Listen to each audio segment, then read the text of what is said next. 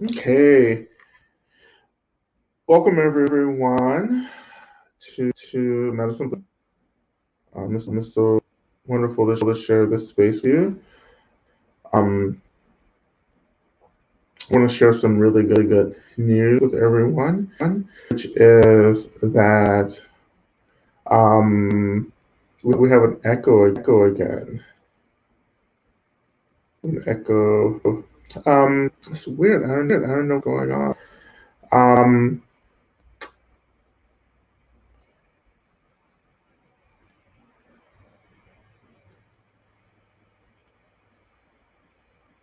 let's go.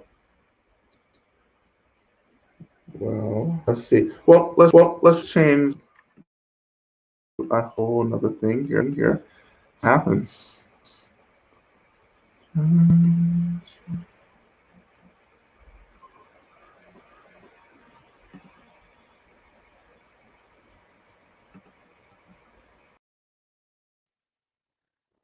Okay, how's that now?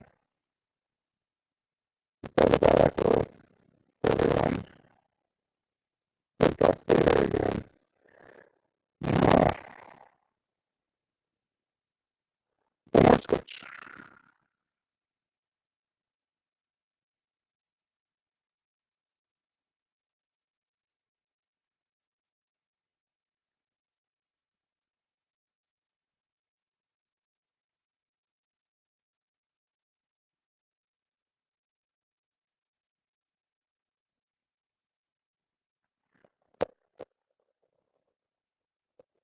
Okay.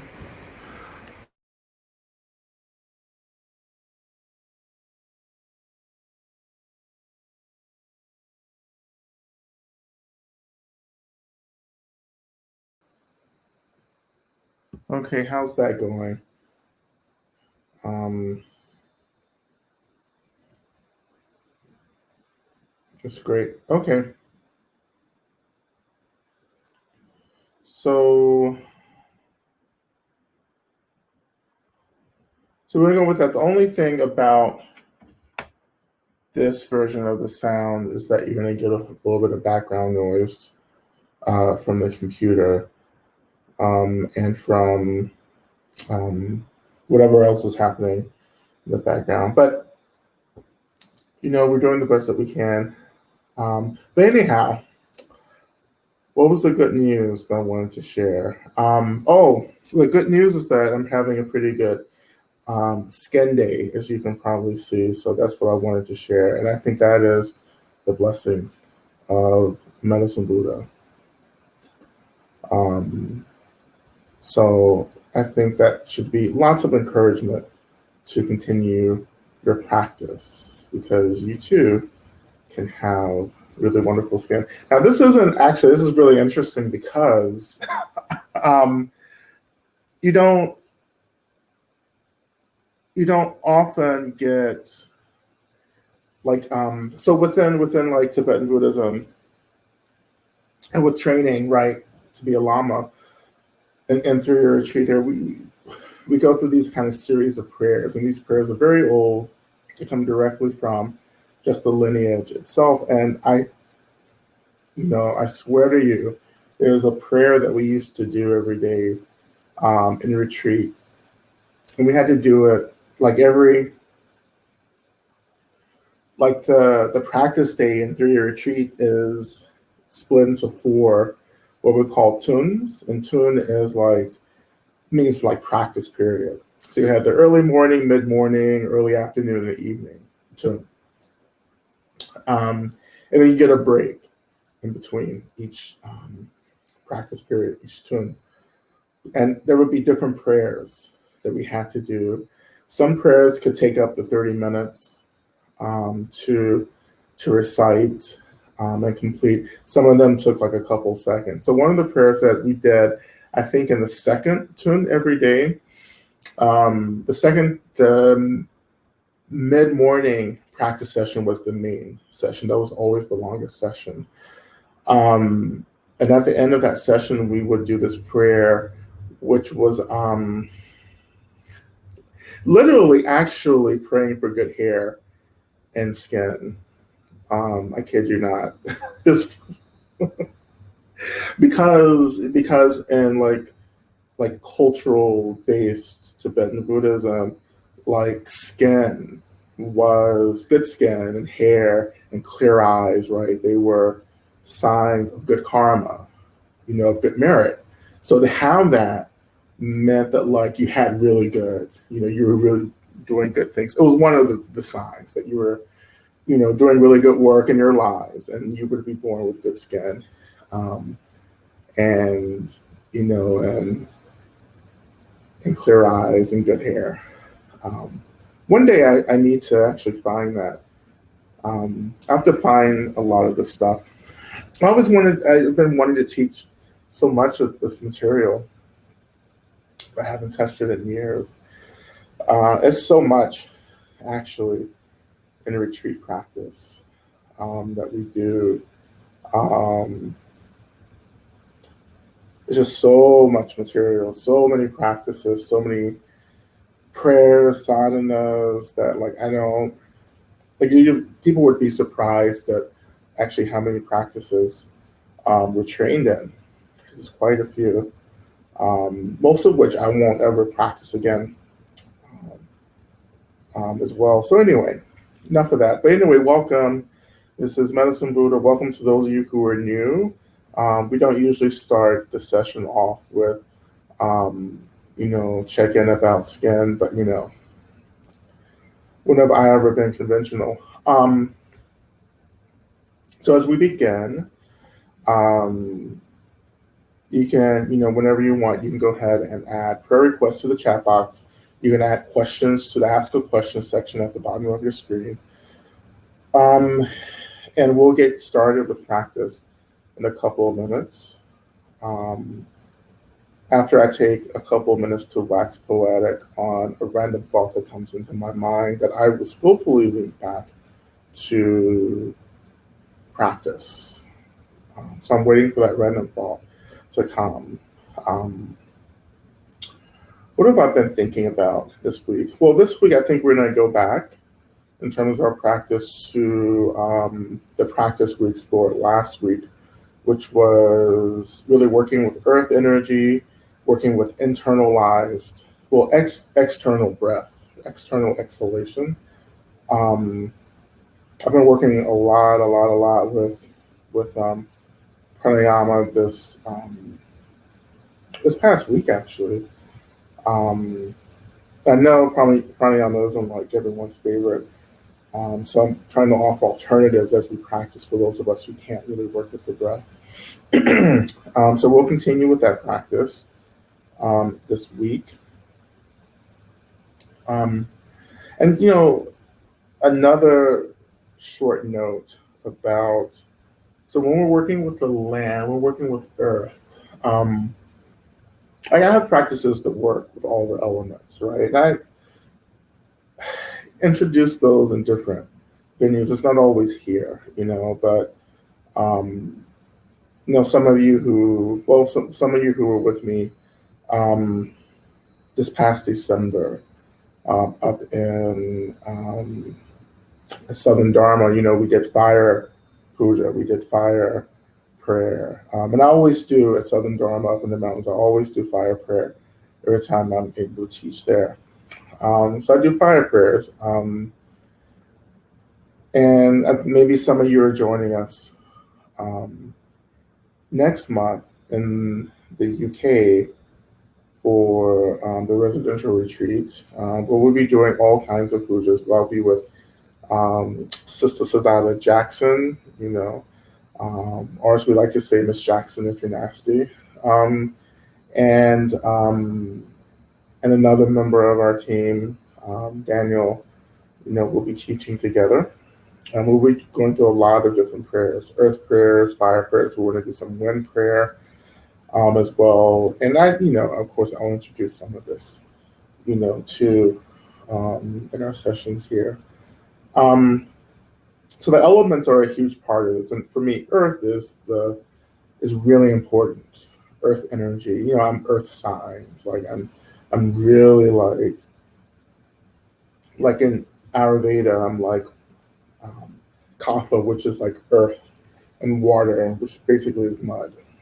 So I feel really connected to the earth. So the earth is really accessible for me. Not to say that the elements aren't, but this is, also a part of Tibetan traditional medicine where we think about um, how the different elements show up in the different expressions of our bodies, particularly in the subtle energy body, which we've been working with as well. Um, what we also worked with last week too is like learning, training to sense subtle energy in our bodies, because I think this is a really important part of practice, tantric practice in general, yoga, some Vedic practices, but particularly for medicine Buddha, like you're working with subtle energy. And any time when you're working with wisdom deities in tantric Buddhism, you're working with shifting, changing subtle energy. One of the ways we get into subtle energy is through the breath. We also use visualization as well, and we use movement. We don't do as much movement in this session, but that's all about developing a relationship to the subtle energy body, and learning how to like sense that, to feel it, like to feel the physical body, to experience the physical body, but also to experience the energy of the subtle energy body or the energetic body. But what we feel energetically with the body is what we can begin to feel in the world around us. And so when you become sensitive to energy, you become sensitive to the essence of everything, right? The essence, the essential nature of everything is space and energy. There's no form. Um, there's just this, I'm not even using the word emptiness anymore. Um, a lot of, mostly because it's just too hard to kind of pull people out of this interpretation of nihilism, like nihilism being just like empty, nothing, void, cold. I mean, it's so hard to explain people out of that, even though that's the translation that we get. I actually forget in terms of Tibetan what what word we're using, or what word we're translating emptiness from. Luminosity was all energy. Is luminosity. Luminosity in Tibetan is also. So that's what we call energy, or that's what I actually retranslate osal, which is luminosity, which is energy. I translate it into energy. Traditionally, you translate it into luminosity. So when we talk about the nature of things, the language that you use, or the two terms that you use to talk about the nature of the mind, the nature of phenomenal world, is emptiness and luminosity. That's very traditional. And I've let go of luminosity, and I've just been using the word energy. It's just energy, right? And so I'm letting go of emptiness and using space. So it's energy, like energy and boundless space is the nature of all of this.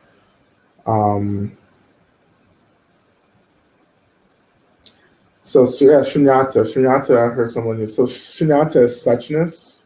So that's another way, suchness, shunyata, because when you're translating that directly from the Sanskrit, it's often like the next word that we use would be suchness. So shunyata is a suchness.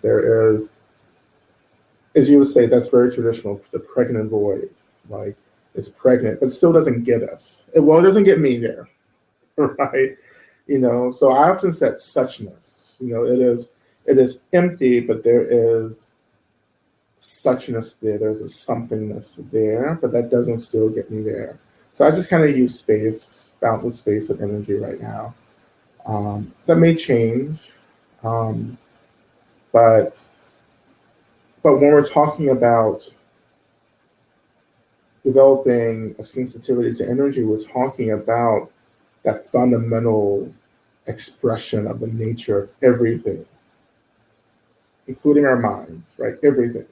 Our minds, your computer, the earth, the elements, the Golden Girls, like all of that it arises. So this is why, the feminine aspect of the divine and tantric traditions is an expression of space, because we call space, well, let me go back, let me rearrange that. Space itself is conceived as the mother, because without space, there would be no room for the phenomenal world to arise. So space gives birth to the phenomenal world, right? And that's why the feminine aspect, the divine feminine aspect in Tantra traditions, we say is an emanation of space, right? So in Tantra, and in Buddha, in the Buddha side of this, we would say Tara, right, is the mother of all Buddhas. But Tara is an emanation of all um, divine feminine aspects of the tradition, right? So any female, any feminine representation is considered the mother. Um,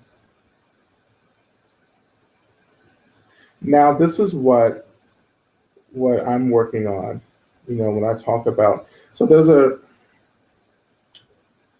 now this isn't exactly what I was going to get into tonight, but I want to keep this real short because if I don't keep it short, it's going to turn into a 2-hour talk, and we need to get into practice. So we talk about space. So sacred duality, right? So everything arises from space and emptiness. Nothing actually exists except for the space and this energy. And the energy is where the phenomenal world arises from. You know, um, so space is the container, and in that container, there's a material, there's a energetic experience from which the phenomenal world arises. Um, that energy can be considered the sacred father aspect, whereas when they're coming together, they form the essence of everything. Um, Now, in the relative aspect of things, the relative is where we are now. The relative world is built on binaries. And though it is important for us to challenge to always challenge the binary, but it's also important for us to recognize that there is a kind of duality functioning that, if we can use it skillfully, takes us back. That leads us actually into the unification of everything, the oneness. Um, Now, I may scare people, because in the new book, I'm using the word God. like God, like I'm talking about God, um, to represent what I think we, what we're, to talk about what we're supposed to be talking about when we talk about God, God being the expression of everything, not this person, not this one unified conscious being directing the universe, but just the expression of space energy, you know, because that's we're trying to get back to God. And within like mysticism, you know, I would say at least within all the mysticism that I've encountered, both in Christian mysticism and tantric mysticism, like in general, what we're trying to do is get back to that essence. But being relative beings, like in the world of phenomena and appearance, you know, we need skillful ways to lead us back into that oneness. So one of the things that arises is the duality of, excuse me, the the divine mother, divine father, you know, um, and the divine mother is expressed through space. The divine father is expressed through form. You know, so it sounds like the Heart Sutra. Again, form is emptiness, emptiness is form. I know, we have to work through that as well. But space being the mother, form being the father, each point to each other, right? Each points to each other. And this isn't about relative gender either. So these sacred energies are just two kinds of energies that we begin to align, with our understanding of how dualities function together to create wholeness. Um, so what I'm trying to do in the next book is somehow, I think I'm doing it so far, is kind of create this way of thinking, not way of thinking, but this, mm, not model, but a theory. I guess a theory, maybe is a practice theory, that where I'm able to overlay this across multiple spiritual paths to recognize a kind of common project, a common goal for these paths, and to offer a practice to get into it, right? Like how do I, for instance, so here's a basic practice. How do I love the mother, and how that love of the mother leads me back to the essence of everything, or to God, you know?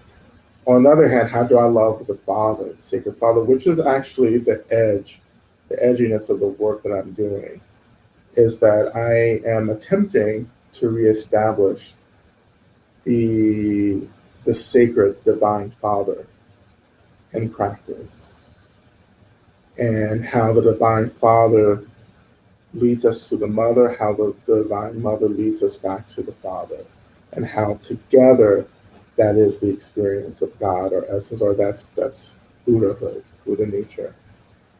Um,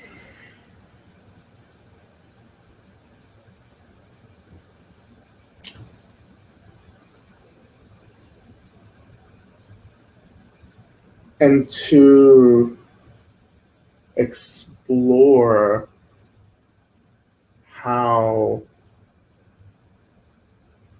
the practice of the sacred, the divine Father. I'm still playing, figuring out the language, but how the practice of the Father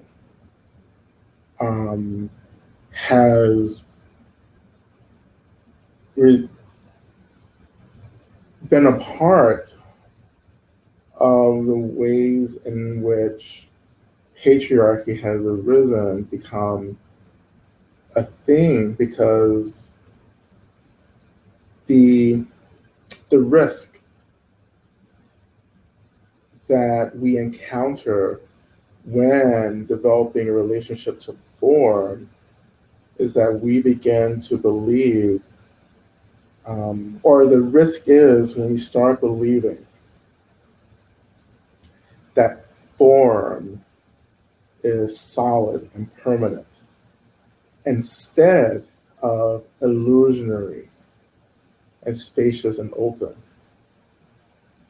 So when we lose the capacity to understand how form is just an expression of God, or just space and energy, it becomes solid and real. The solidity becomes rigidity, right? And that rigidity creates this connection to our understanding of gender, and that rigidity becomes this really powerful way that we attempt to create, well, permanence, right? But to create consistency, to create sameness, to simplify things, right? Right. And then how, when we really start taking that permanence, that illusion of rigidity seriously, how that turns into, or how that turns into relative forms of systematic structural violence. I love how, who's that, Byrne just said prayers for Lama Rod, because I think they realize that I'm just wading out into the ocean here.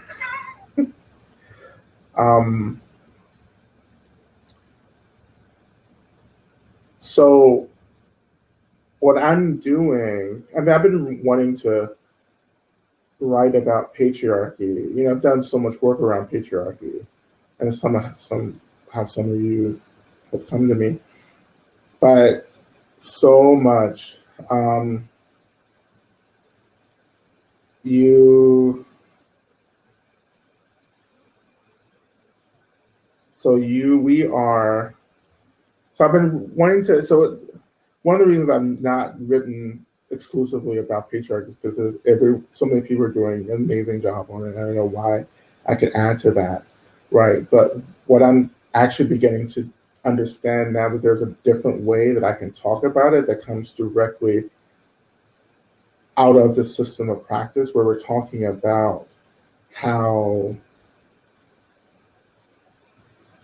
rigidity in practice starts to back up, how it creates this, I don't know, I can feel the energy, I just can't articulate it. It creates this wall that we begin to relate to, and that wall becomes the foundation for structural violence. So this is actually the subtle energetic level of supremacies. When and then, so you go to the other side of this when we talk about how the divine feminine works in traditions. Divine feminine is space, so therefore there's a fluidity. So we begin to distrust fluidity as being uncontrollable, erratic, complex, and then there's this terror of that, because that space, that wide openness, that fluidity can't be controlled.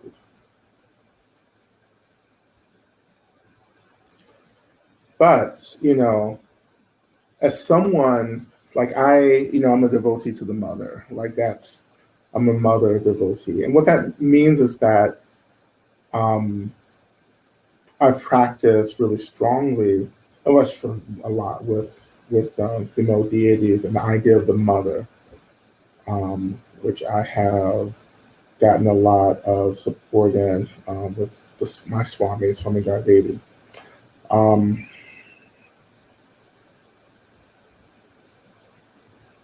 what was I saying?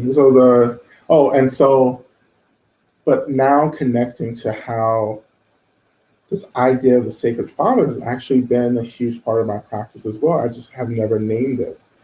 And trying to work with understanding how the Sacred Father shows up for me in practice, because I am also devoted. My main male deity is Mahakala, and particularly six-armed Mahakala, which we call Chadrupa. And I've always felt very close to Chadrupa in practice. And over the past 2 years or so, I've gotten very close to Kali, to Kali, and Kali and Mahakala are, again, Sacred Father, Sacred Mother. They're very related because the Kali's expression of space is more about, well, Kali gets us into the expression of space by severing this fixation to ego. I think how she does that is by disrupting our relationship to time. Kali is related to time, right? To the illusion of time. So once you disrupt time, you disrupt everything. Because time, particularly linearism, which is what time represents, is one of the ways the ego forms itself. It needs linearism. Like it needs everything to go forward in an ordered way, and non-linear is when everything's happening at once, right? There's no back or forth or up and down. It's just like it just is. And so you can move in whatever direction you need to move in. But time is what keeps linearism bound. And so when time is disrupted, everything just goes out the window. And that's why I have this huge kind of like cloth painting of Kali on my wall. So I just keep looking up at her, looking at the visible, the aesthetics that she represents. That's why she's one of the reasons she's depicted with severed heads and blood and everything, is that dissolving of time is so severe for us. It feels violent because we're so utterly attached. Um, we're so attached to time. And organizing the whole world around time, past, present, future, right? And when there's no time, who are you? And so with Mahakala, I believe, my theory is that Mahakala is a reflection. But this isn't like, this is so, like, all of this work, these theories around deities and gods and these levels of beings and so forth and everything, and how we understand what gods and deities are within Tantra practice. All this is so abstract. It's like it's like what Lauryn Hill said. Everything is everything, and so you can argue for anything to be related to anything, right? So because it is, like, everything is a reflection of everything, you know.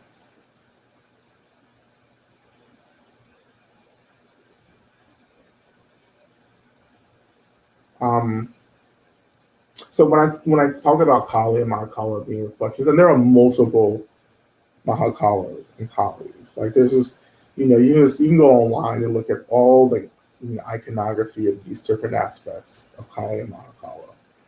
Um, when I say the reflections of each other, they seem to be related to our fixations around linearism. You know.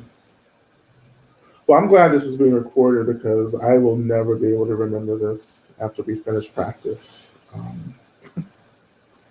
Like there's a deep connection to linearism here that's being disrupted. But I also think that's being disrupted in all the yoga practice that we do in Tantric Buddhism, which is wonderful, is also dangerous. So it can be quite dangerous without the support. Um, and this is why, coming back full circle to the earth, this is why earth practice is so really incredibly important, because the earth is the element that's grounding us, it pulls us back out of this non-linearism, back into a kind of skillful linearism, you know. Because what we're doing, no matter how awakened you are, if you're committed to the liberation of beings, you have to stay, you have to stay partially linear, while most of your experience perhaps is non-linear, which is why, quite frankly, we get some of the personalities that we get when we have these enlightened beings. You know, they run the range because everyone's making different choices to maintain that balance. You know, everyone's like, once you reach that level of realization, that level of awakening, it becomes a real struggle to stay in the world, to stay in the body, right? Because non-linearism opens a door to an experience that lies beyond suffering, lies beyond pain. So it becomes seductive, right? It becomes seductive to, well, it becomes the non-linearism becomes seductive because it takes us out of the violence of linearism. But if you are committed through the Bodhisattva vow to stay around to help people, then you're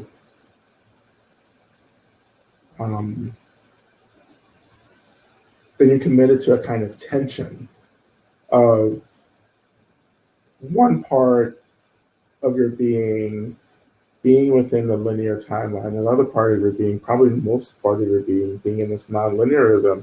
Within that tension that arises, you're making choices on how to manage the world. You're making choices to manage the tension, and one of the ways you manage the tension is actually by, getting eccentric. It's a nice way to say it. You get a little eccentric. Because that tension is energy that has to go somewhere, right? So it goes into living, because of different karmas that we all bring in, our different mixtures of karmas actually contribute to different expressions of personalities, So, for instance, like, what's a good example? Like Muktananda and Thich Nhat Hanh were very different teachers, and of course, I never got a chance to sit with Muktananda, but I know some of you did. That's why I'm mentioning. I know some of you in this space did study with Muktananda, and later Guru Maya. But I've known a lot of Muktananda practitioners, including Erica Huggins, who was one of the leaders of the Black Panthers, who was one of my oldest mentors.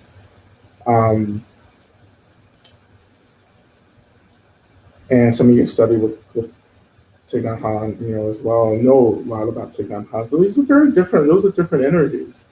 that arise, you know. Um, I study in Kashi, which is the tradition created by Ma Jayasati Bhagavati, who was completely out there, who was this Brooklyn woman from Coney Island, who was just like big hair, jewelry, clothes, makeup. Um, but I swear, when I listen to her, any recording of her, she takes me right to the mother. You know, um, and she is very different than my Tibetan teachers, particularly my root teacher. Completely different. You know. Those are just karmas. Those are karmas, different mix of karmas that express different personalities as one approaches or experiences awakening or enlightenment or just deep, profound realization. I like that word blessed. Um, um, eccentricity. Yeah, God, I can't even read this. Um, eccentricity, right? Blessed eccentricity.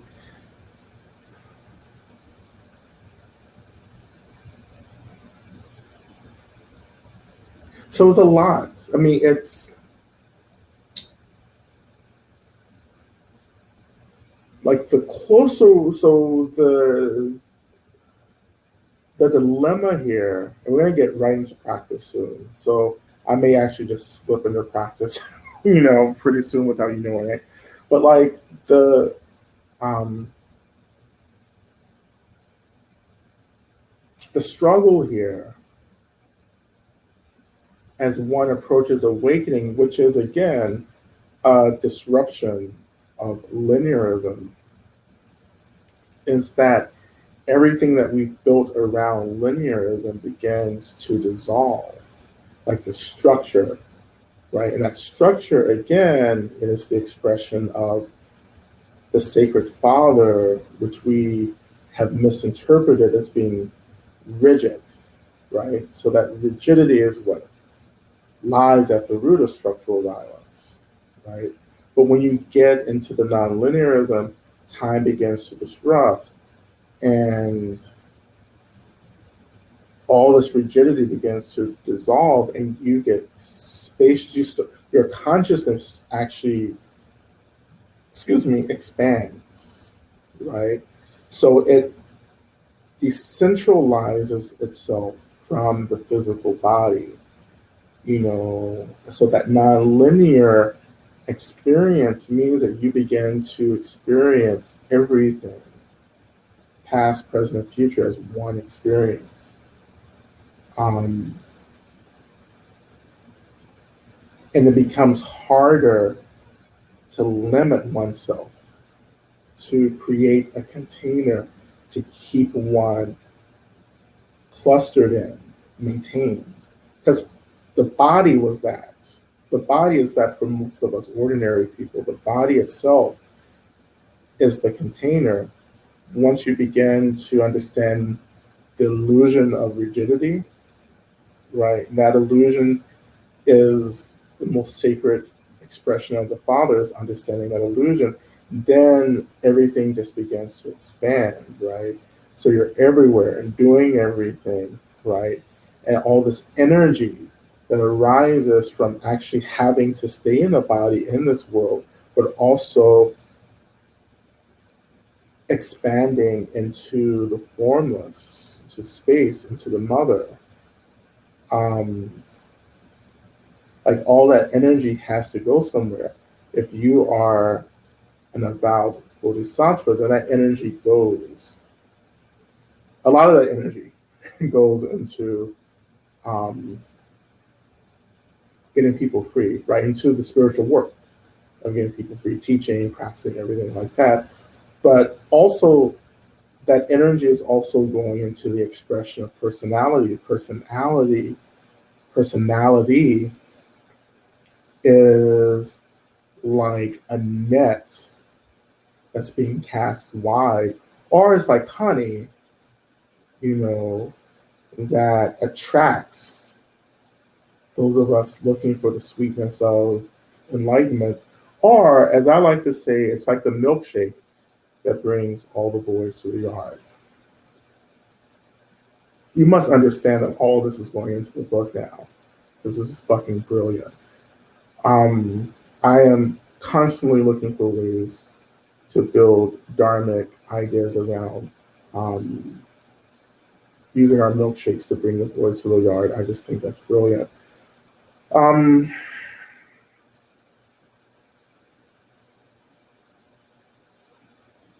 this is also the risk. This is also the risk. Oh, Cal is mad. Oh, I'm gonna have to listen to that afterwards. We'll listen to that. That was anyway. I'm not gonna get into the hip hop.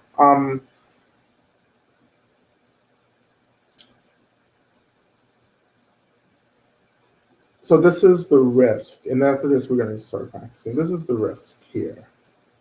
Um, it's extremely risky to be around beings who have transcended linearism.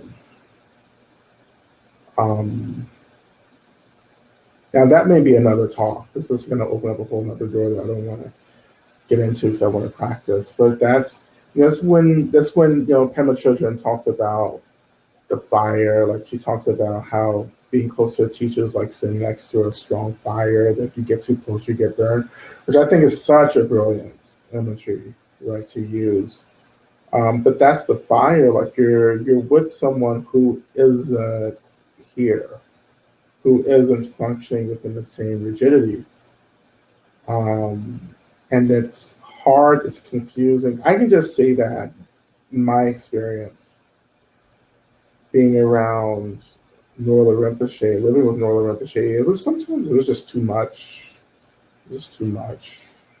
Um, it was too much. It was just um, it's hard to hold the energy, the spontaneity, the depth, the intense compassion of beings like that, and you just need a break, you know.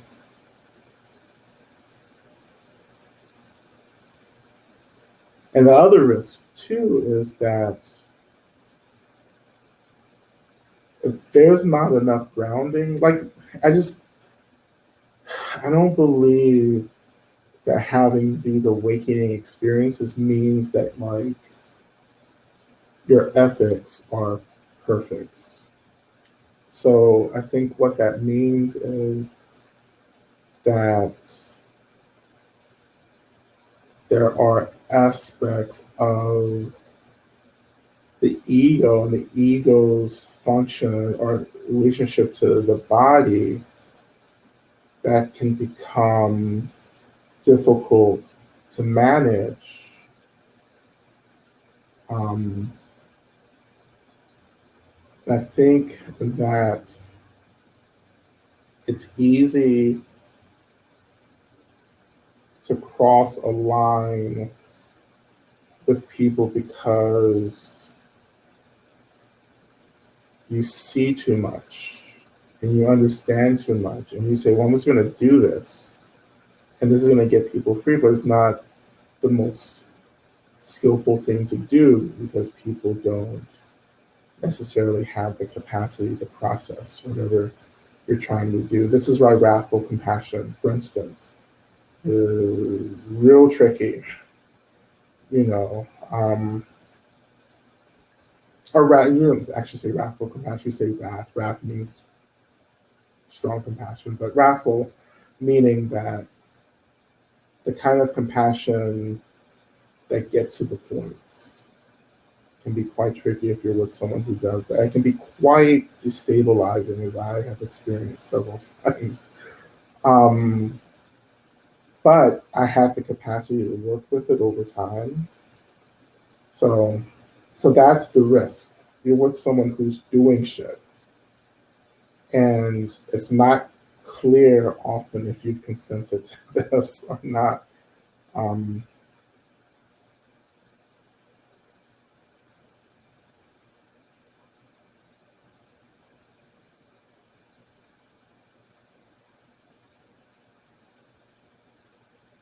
And if the person being is really quite awakened, then their awakened energy stays around. This is what Guru Yoga. I mean, we do this. Like we actually do Guru Yoga in our practice. You may not have known it, but when you're touching, connecting to the realization of great awakened masters, that energy is still pulling. That energy is just the expression of God. All these enlightened beings doing are all they're doing is just channeling this particular energy of God into the body, into this realm, and filtering it in a way that makes it accessible for us to connect to it and use it to dissolve our own fixation to duality. If it's not that, then it's us connecting directly to these energies themselves, which are accessible through the personification of these energies into beings. And this is Tantra, this is wisdom deities here. I'm not talking about worldly gods. This is that's a whole nother thing to get into. Worldly gods are not enlightened beings. They're just very powerful beings. But they're still, what's the nice way to say this? They can still be difficult to deal with sometimes if you're not approaching them in the way that they like. That's another talk for another day. We actually have talked about this before.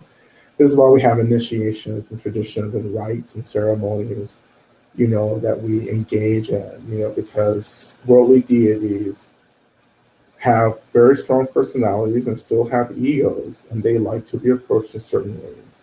If you're going to approach them in certain ways, then there's trouble. Well, depending on how powerful. Well, there can be trouble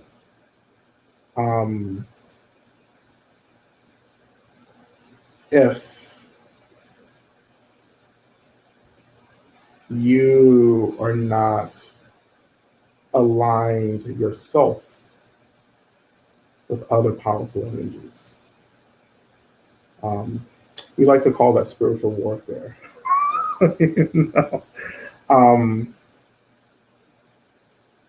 Well, that's one part of spiritual warfare.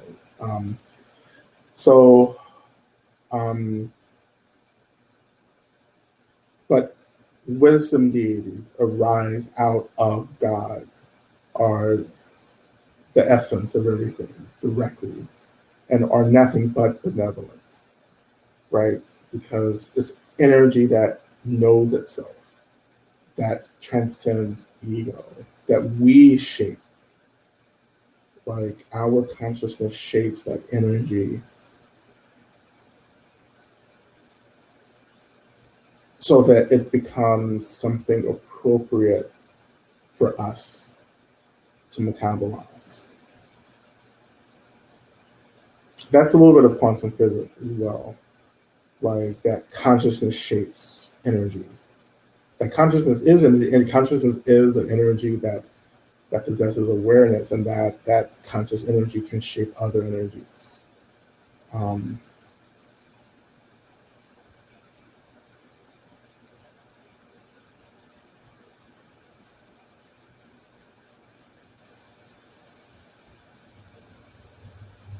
have a feeling that some of you are furiously writing notes in your notebooks and everything, which I should be doing too.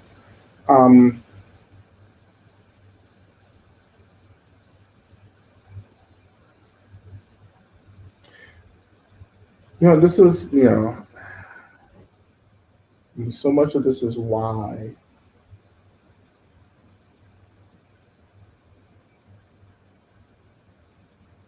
um,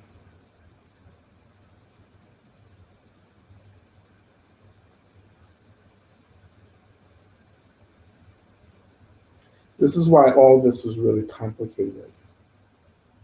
I mean, just like teachers and gurus and everything that's happening, and then all these deities, these energies and unseen beings. Like this is all like it gets real complicated, because so much is happening.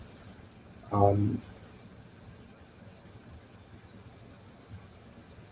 I would just say from my experience, right? It just takes years of practice. It just takes years of asking questions. It takes years of just like doing the practice. Like it's awareness of mind. It's prayer. It's devotion. It's heartbreak. It's pain. It's joy.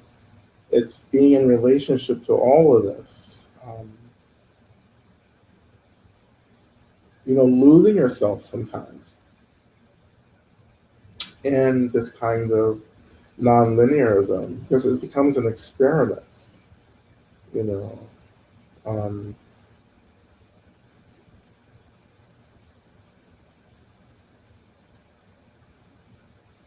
and this is why there's so many. This is why we chase certain experiences that can open the door to these experiences. Well, certain paths that opens the door to these experiences of non-linearism. Um,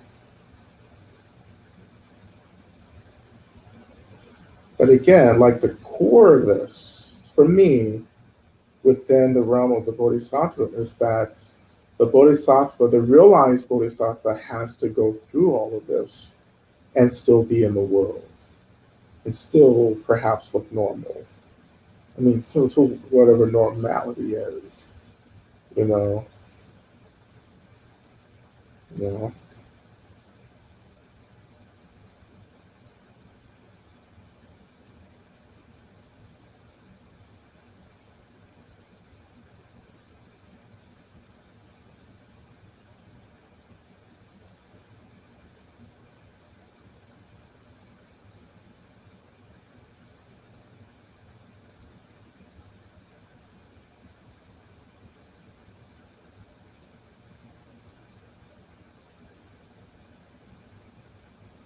You know.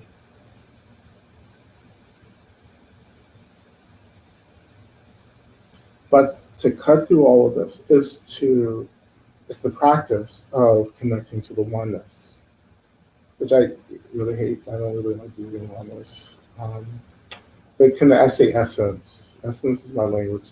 Connecting to this essence, to the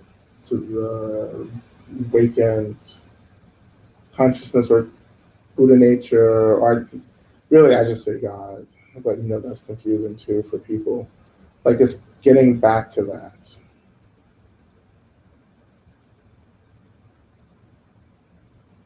you know.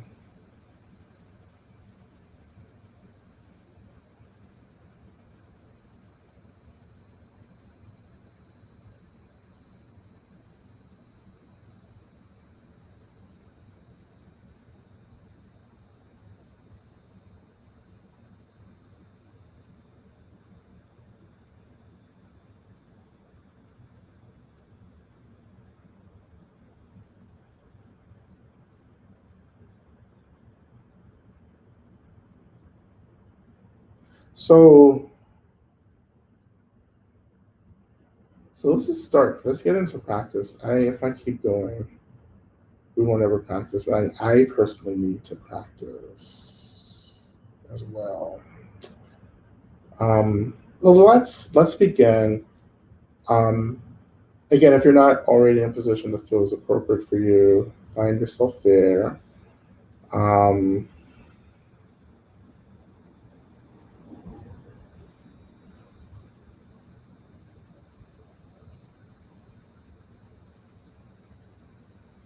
so when you're ready, I just really invite you to shift your attention to the weight of your body.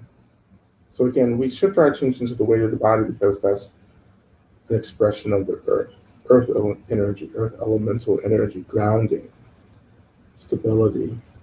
Noticing the sensation of the body making contact with the seat that you're on.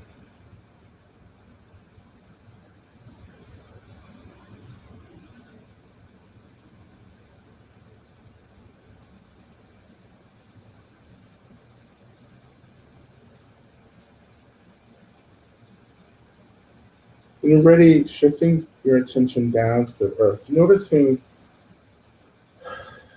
the energy of the earth. And you don't, again, have to feel anything, but in this space, when I just think, I am touching the earth through my attention, my awareness. It's like my consciousness shifts down to the earth element and it touches the earth element. I don't have to feel anything for there to be a connection, but just believing that I'm connecting to the earth like this becomes stabilizing, particularly in our consciousness. It becomes like, oh, I'm connecting to something that's stabilizing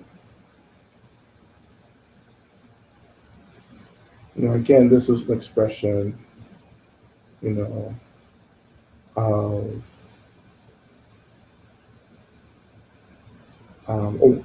one of the uses of the Seven Homecomings practice is this kind of connection with the earth.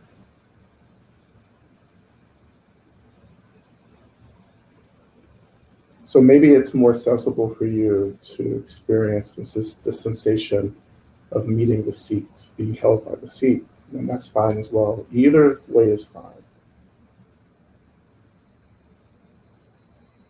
But you can do both together. I am touching the earth energetically, and the earth is rising to meet me through the seat that's holding me.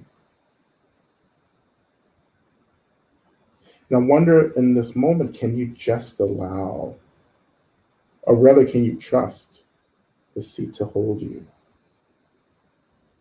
What is it like to be held and trusting that you'll be held?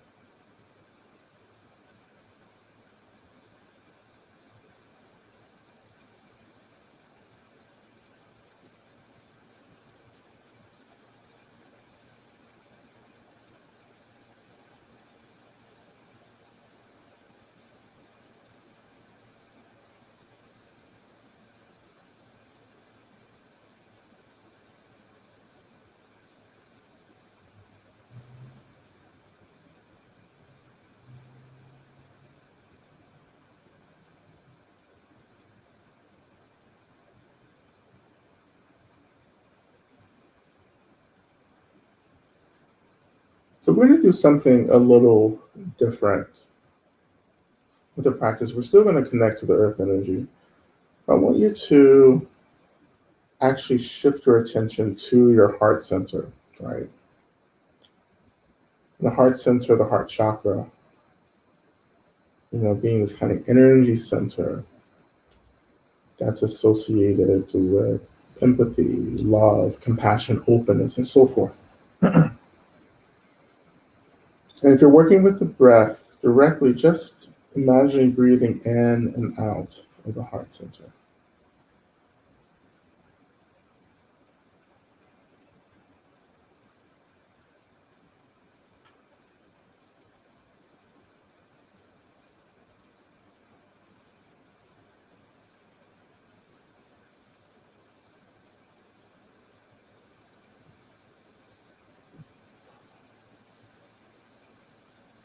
When you're ready, I invite you to begin reflection practice.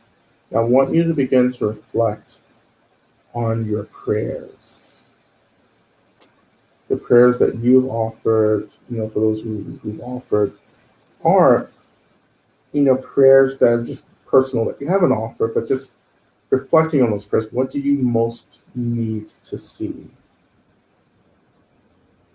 Right? And everyone has something they need to see, averting war, right?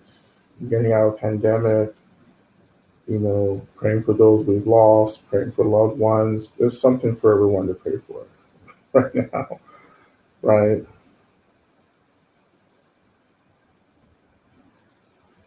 And imagine the energy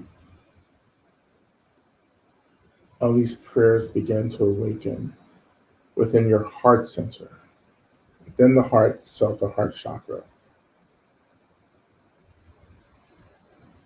So in my practice, this feels as, when I'm thinking about some of the things that I'm praying for, I just feel that energy forming in my heart center. And that energy doesn't have to be comfortable. It can be anxiety, worry, sadness, despair, hopelessness. So that energy, of that prayer, allowing it to be housed right in the heart center.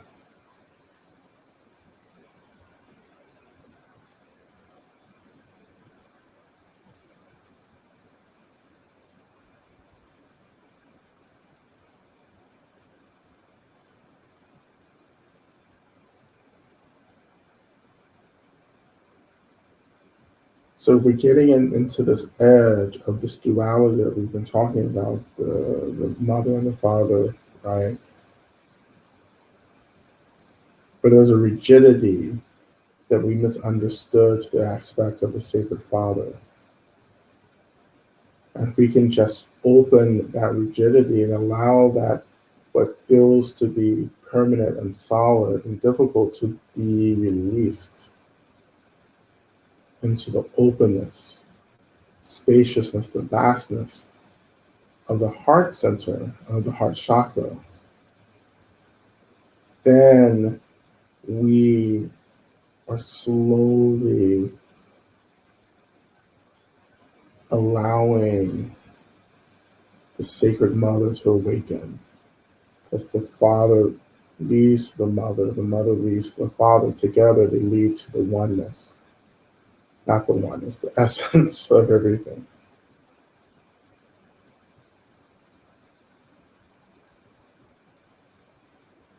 So just a few more moments here, then we're gonna start getting energy.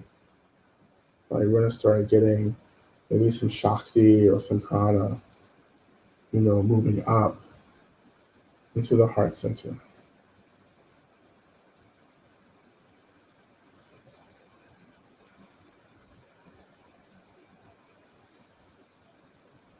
Other times I like to imagine in the same way that in the past we've done our ocean-like mind practice, that my heart rather is like it's just a boundless ocean, spacious, open, fluid, and nothing can overwhelm it, nothing can fill it up. It's just this ocean filled with this energy of love, kindness, the warmth of these liberatory energies. And so I'm often imagining offering my what feels like discomfort from prayer, like we're praying for the things that I need to see happen in the world, that worry, anxiety, and so forth. I'm just offering that into this vast sea of the heart center, of the heart chakra. That the hopelessness, the fear, the fatigue dissolves in this sea of essentially deep love. And how all of this is the coming together of these dualities of the mother and the father into this experience of space and energy,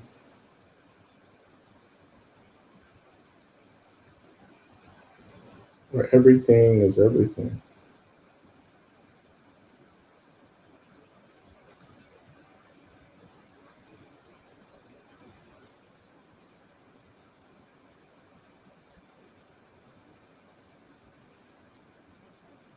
Just a few more moments here before we return back to the earth.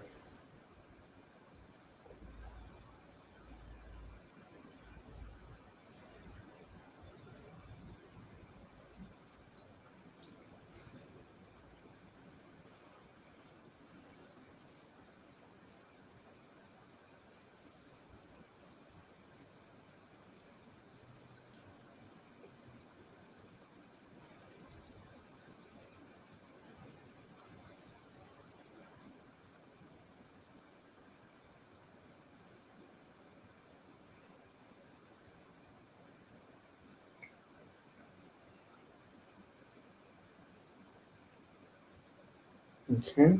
When you're ready, I invite you to shift your attention down the um, to the tailbone, essentially to the bottom of the spine, which is where the root chakra is located. The root chakra connects us to earth energy.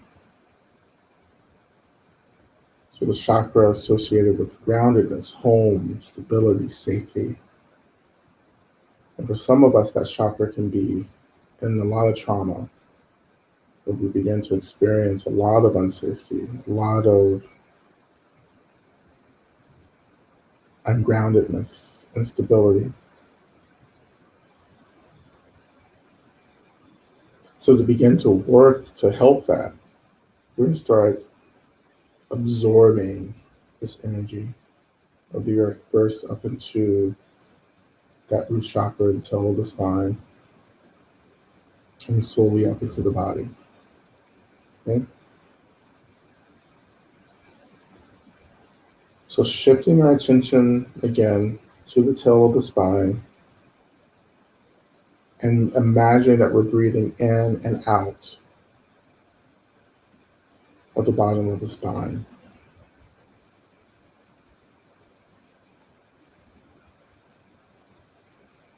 And if you're not working with the breath, just we'll come back and get you in just a moment.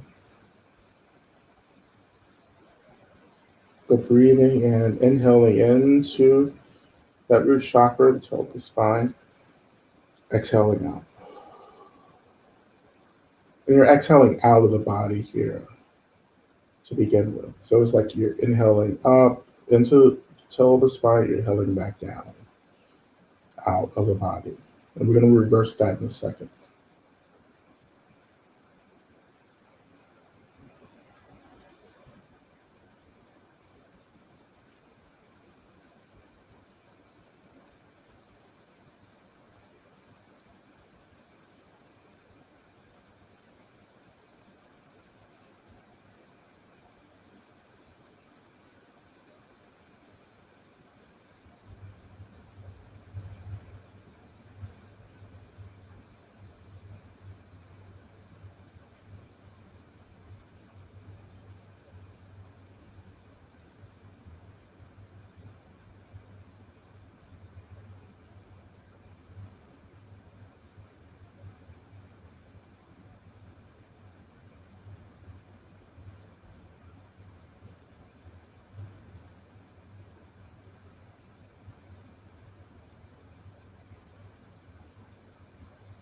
All right.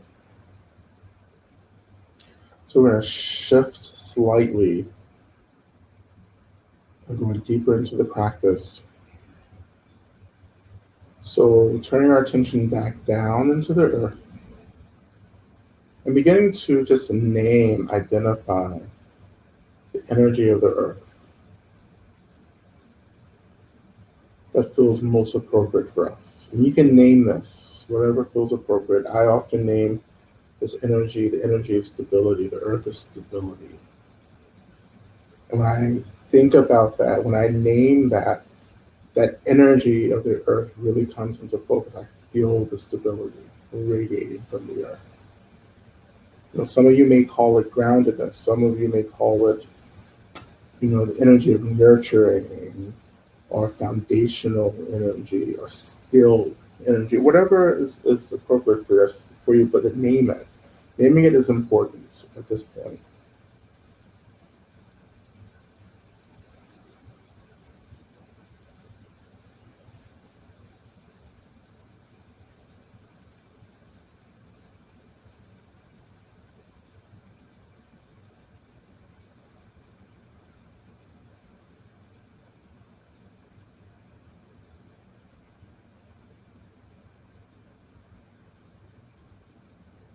So once you've named that energy, again, we're going to imagine inhaling that energy into the base of the spine, into the root chakra. So you're inhaling from the earth as if like you're in, like your lungs are the root chakra, the tail, the bottom of the spine. And as you Inhale, you're just inhaling from the earth into the chakra itself. You're inhaling that energy you've made.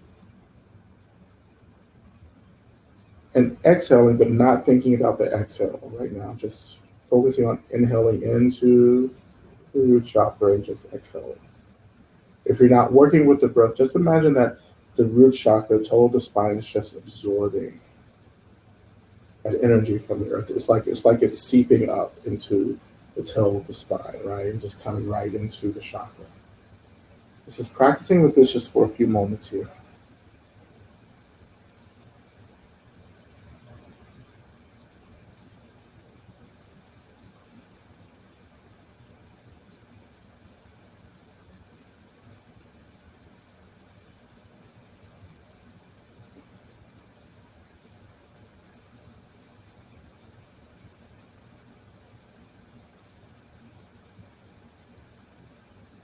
Just a few more moments.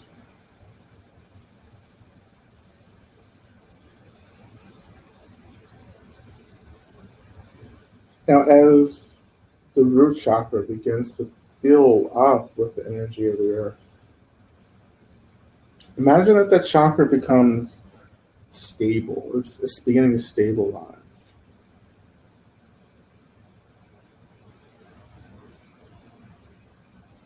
It feels grounded. Now, if you want to add another level of visualization to this, you can imagine that that root chakra begins to glow with this light, this red light, which is the color we associate with the root chakra.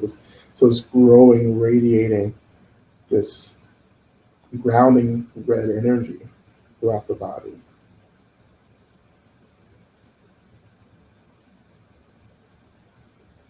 And if you want to go a little bit further, again, visualization isn't necessary. So if you're struggling with visualization, it's okay. The practice still works. As long as you just believe that this is happening, and engage with it as much as you can, you can experience a lot of impact.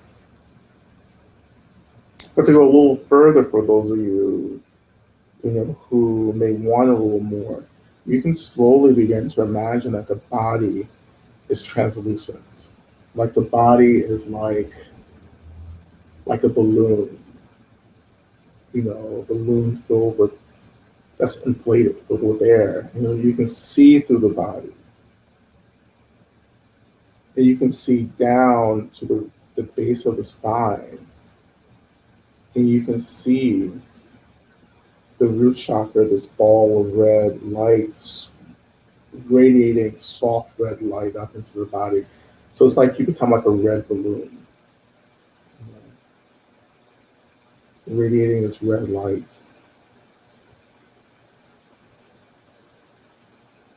And just sitting with that, as you breathe up into the base of the spine, the root chakra, exhaling, imagining that the root chakra is just radiating this red light throughout the body, and you're just beginning to illuminate this energy.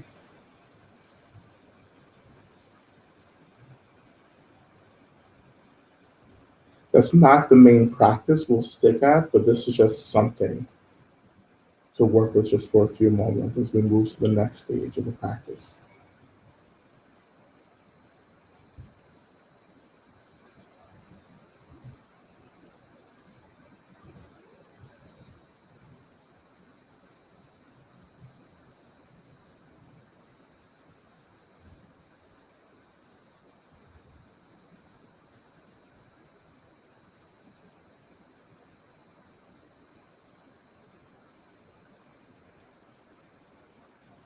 Okay.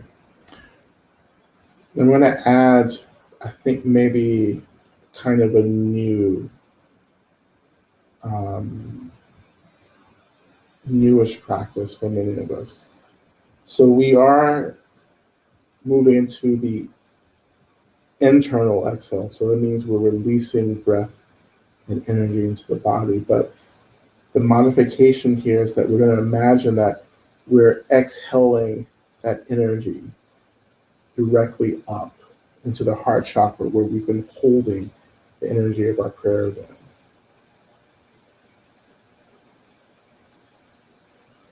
So let's go through it just step by step. Okay. So again, inhaling into the root chakra, the base of the spine, holding that energy and breath there for just a second. And then as we prepare to exhale, we imagine that we exhale from the base of the spine into the heart center. And imagine that that heart center begins to be infused, saturated with this earth energy, along with the energy that's already present in the heart center. Okay. So again, inhaling into the root chakra, holding the breath and energy there for a second, and releasing that energy up into the heart center. Now, if you're not working with the breath, just kind of imagining that this energy is coming into the root chakra and then it is releasing up into the heart center where it, posits itself, saturates the heart center.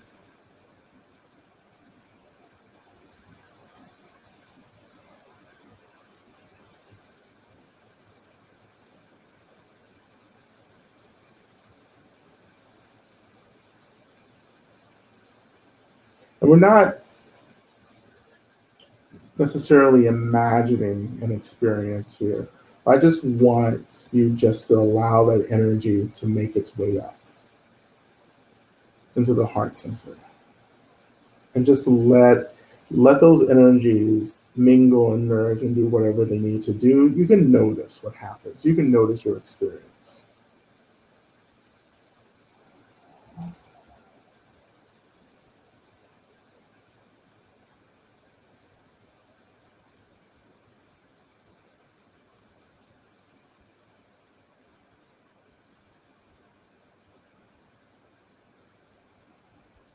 So one of the experiences that we can have is that we begin to maybe feel some warmth,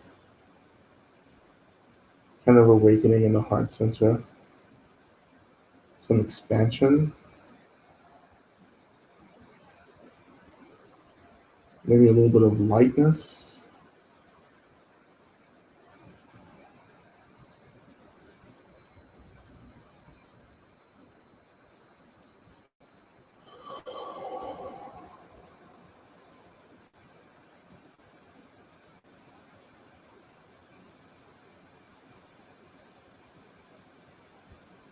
So I want to add one more stage to the practice, and then I just want to do a couple moments of working with our heart chakra. I'm sorry, working with the mantra.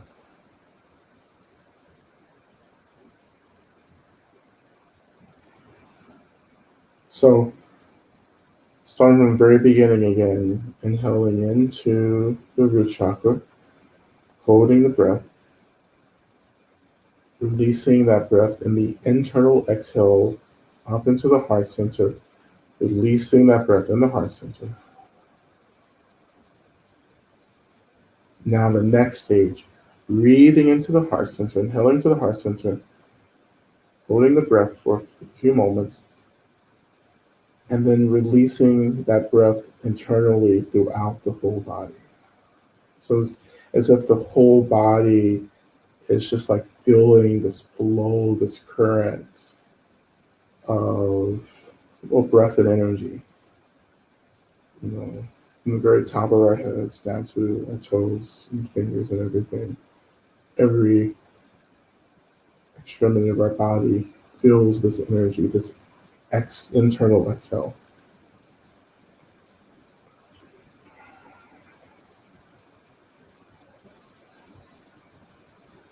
And so if you're not using the breath again, just like absorbing that energy into the root chakra, imagine it moving up into the heart center, releasing out. Or really releasing out from the heart center into the rest of the body.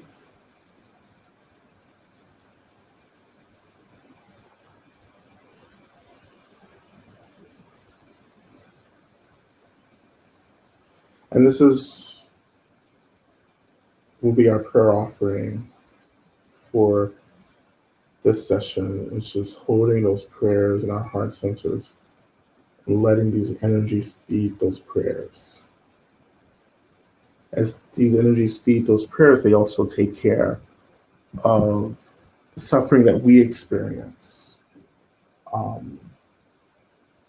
Wanting these prayers to, to be realized, to get what we need, for others and for ourselves. Okay. So we'll go into our mantra, and I just want you to maintain, this practice. Tea Tao Bacon say, Maha Bacon say, Lasa Sumangate, Soha, prayer to medicine Buddha for healing. Okay. So we're evoking the consciousness of medicine Buddha, that begins to awaken the energy and actually begins to stabilize the subtle energy body. And if we kind of let go a little bit, we actually start getting into that non-linearism, which can actually, this is also a part of our healing. This is all in fixation to form and to order, which allows, when we let that go, that fixation, that rigidity, it makes room for other experiences to arise and to be present that perhaps are much more liberating than the energy or experience of rigidity. Okay, so we'll begin.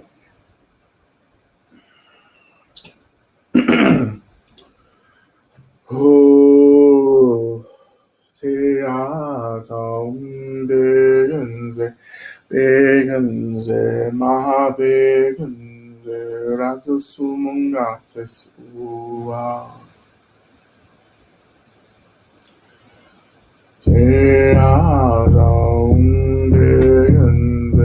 begenze, la begenze, raza sumungates ua. Te begenze, ma begenze, raza sumungates ua. Te begenze, ma begenze, raza sumungates ua. Te begenze, ma begenze, raza sumungates ua. Te begenze, ma begenze, raza sumungates ua. Te begenze, ma begenze, raza sumungates ua. Te begenze, ma begenze, raza sumungates ua. Te begenze, ma begenze, raza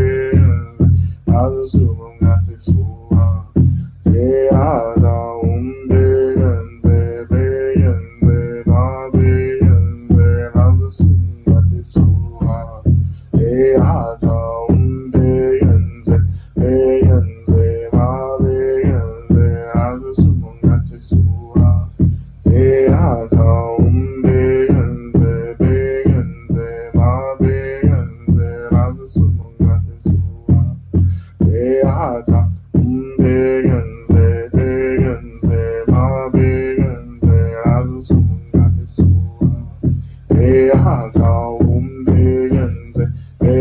begenze, ma begenze, raza sumungates ua. Te begenze, ma begenze, raza sumungates ua. Te begenze,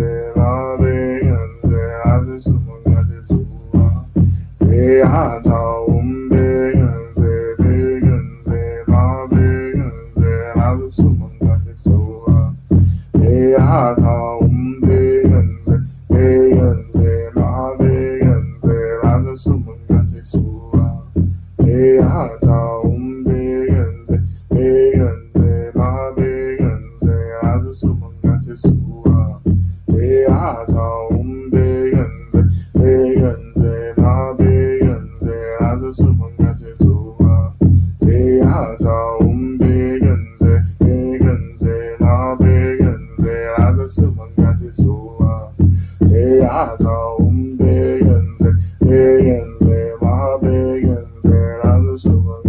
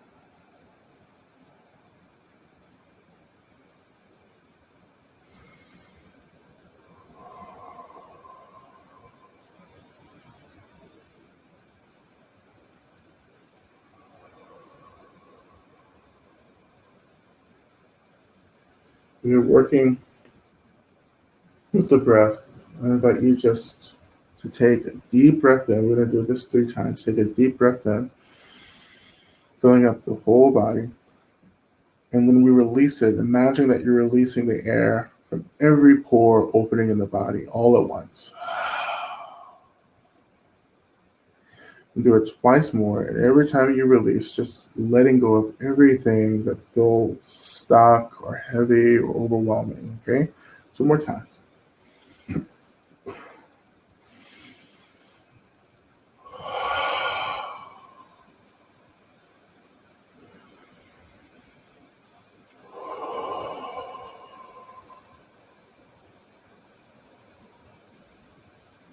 When you're ready, shift your attention back to the weight of the body making contact with your seat, letting that sensation of the body making contact with the seat ground your attention.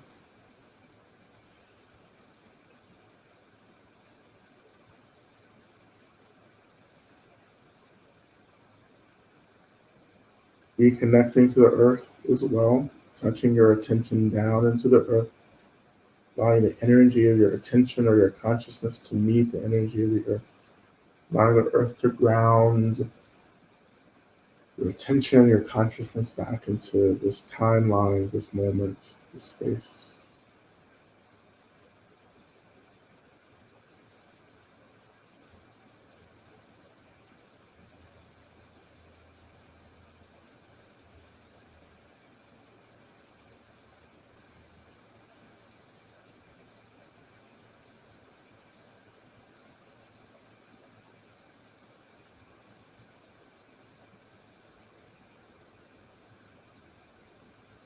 When you're ready, moving into some simple movements, maybe some shaking, some tapping, gently, just some shimmying, some shoulder rolls, some head rolls.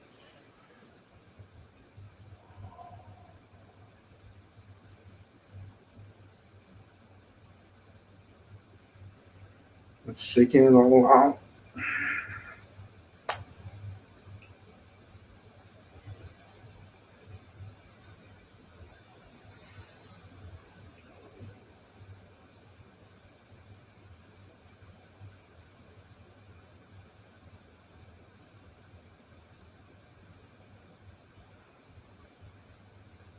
Maybe even massaging the space with massaging the face a little bit.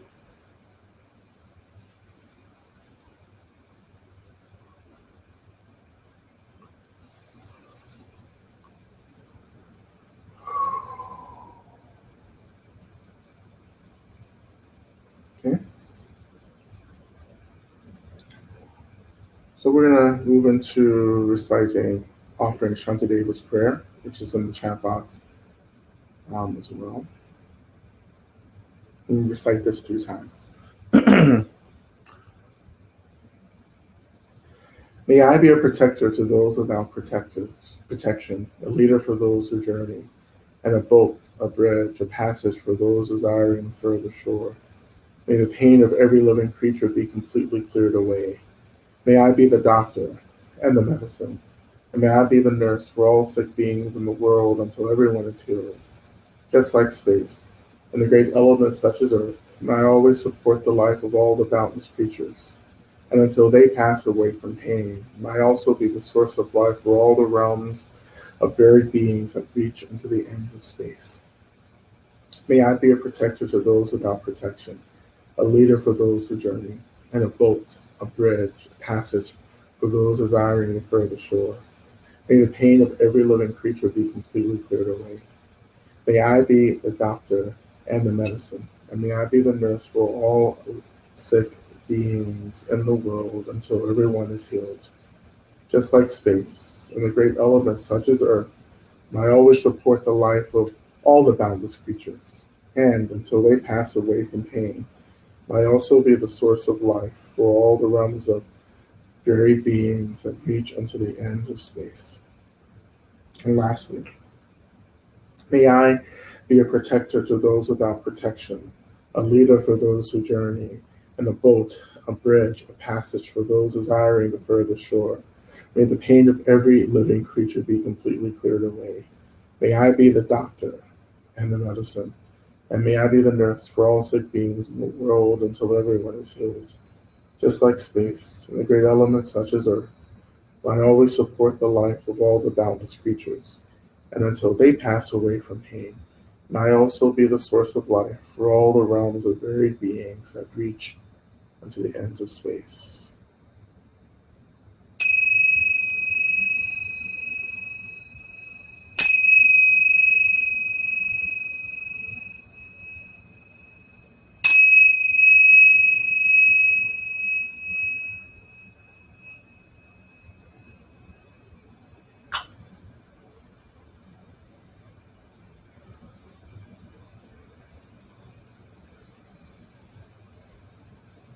Okay. All right. Thank you all so much for your practice. I know there are questions, but we'll do them next week. If you asked a question, just remember to post it again um, next week for practice. Okay. Um, yeah, check the calendars, the schedules, and everything. And we have Mahamudra for the people again on Friday with Lama Justin and then all the practice groups, including Sparsha. Um, and then we'll have stuff coming up. Sister Sadara and I will be offering another Dharma Queens show on Wednesday at 9 p.m. Eastern Standard Time. So if you can check that out if you want. And it's going to be Instagram Live at 9 a.m. Eastern Time.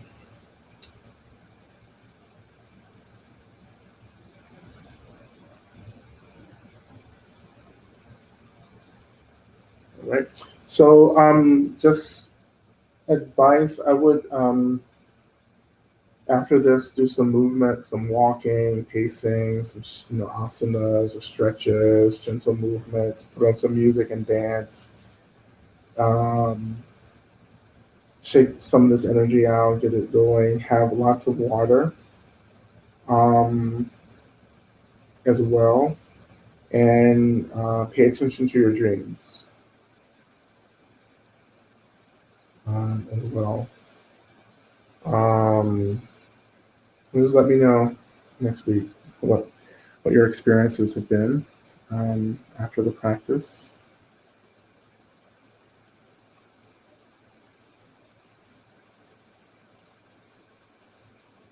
All right. Well, thank you, everyone. And I hope to see you all again sometime this week and whatever program you show up in. Okay. Thank you.